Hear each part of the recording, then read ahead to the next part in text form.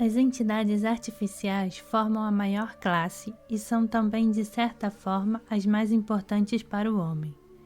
Consistem em massa enorme e caótica, de entidades semi-inteligentes, diferindo entre elas como os pensamentos humanos diferem, e praticamente incapazes de classificação e posicionamento detalhado. Sendo inteiramente uma criação do homem, estão a ele relacionados por estreitos laços kármicos e sua ação sobre o ser humano é direta e incessante. 1. Elementais formados inconscientemente. A maneira como são criadas formas de desejo e de pensamento já foi descrita no capítulo 7. O desejo e o pensamento de um homem atiram-se sobre a essência plástica elemental e modelam instantaneamente um ser vivo de forma condizente. A forma de maneira alguma fica sob controle de seu criador, mas vive uma existência própria, cuja extensão é proporcional à intensidade do pensamento que a criou.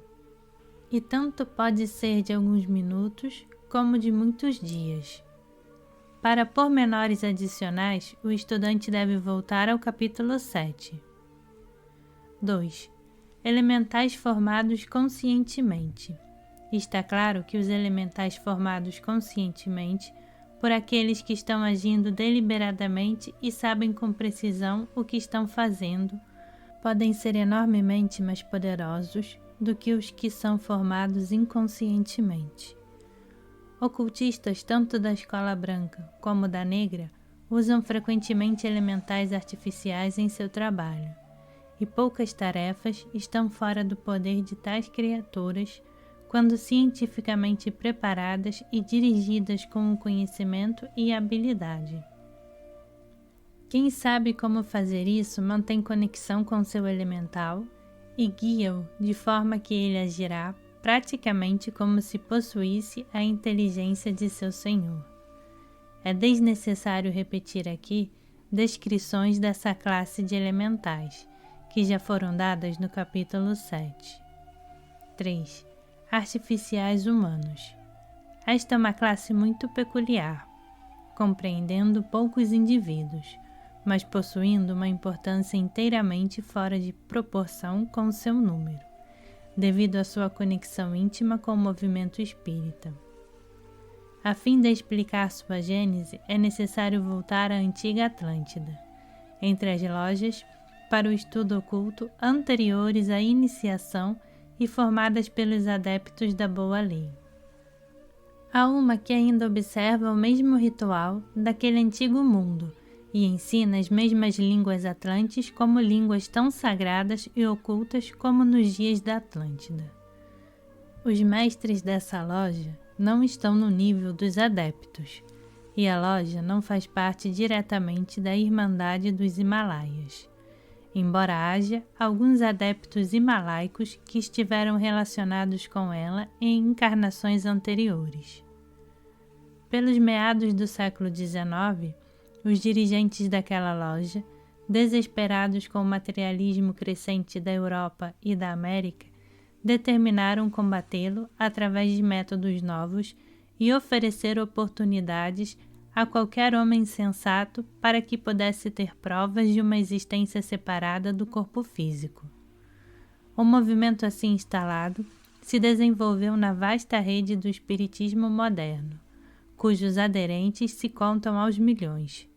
Seja quais forem os resultados que se possam ter seguido, é indiscutível que por meio do espiritismo uma grande quantidade de pessoas adquiriram crença em, pelo menos, alguma espécie de vida futura, e essa é uma conquista magnífica, embora alguns pensem que foi conseguida a um custo demasiado alto. O método adotado foi tomar alguma pessoa comum, depois da morte, despertá-la completamente no plano astral, instruí-la até certo ponto quanto aos poderes e possibilidades que lhe pertenciam, e então colocar a seu cargo um círculo espírita. Ela, por sua vez, desenvolveu dentro das mesmas linhas outras personalidades falecidas, e todas agiram sobre os que frequentavam suas sessões, desenvolvendo-os como médiuns. Os líderes do movimento, sem dúvida alguma, manifestavam-se ocasionalmente, sob forma astral, naqueles círculos, mas na maioria dos casos apenas dirigiam e guiavam conforme consideravam necessário. Pouco se duvida de que o movimento cresceu tanto que depressa foi além de seu controle. Por muitos dos desenvolvimentos posteriores, portanto, só podem ser tomados como indiretamente responsáveis. A intensificação da vida astral dos controles que tomaram os círculos a seu cargo retardou claramente seu progresso natural. E embora aquilo fosse tomado como integral compensação para tal perda através do resultado do bom karma, trazido pelo fato de conduzir outros à verdade, depressa se soube que era impossível fazer uso do espírito guia por qualquer espaço de tempo sem lhe causar sério e permanente dano. Em alguns casos, tais guias foram retirados e substituídos por outros. Em outros casos, contudo, foi considerado indesejável fazer tal mudança e então um notável expediente foi adotado, dando início a uma curiosa classe de criaturas chamadas artificiais humanos. Deixou-se que os princípios superiores continuassem sua lenta evolução ao mundo celestial, mas a sombra, a que nos referimos antes, que havia ficado atrás, foi tomada, sustentada e manipulada de forma a continuar a aparecer no círculo tal como antes. De início, isso parece ter sido feito por membros da loja, mas finalmente se decidiu que a pessoa falecida, que tinha sido apontada para suceder ao antigo espírito guia, ainda o fosse, mas tomasse posse da sombra deste último, sombra ou cascão, e simplesmente usasse sua aparência. É a isso que se chama uma entidade humana artificial. Em alguns casos, mais do que uma modificação parece ter sido feita sem levantar suspeitas, mas, por outro lado, algumas investigações do espiritismo observaram que, depois de um tempo considerável, as modificações apareceram subitamente nas maneiras e nas disposições do espírito.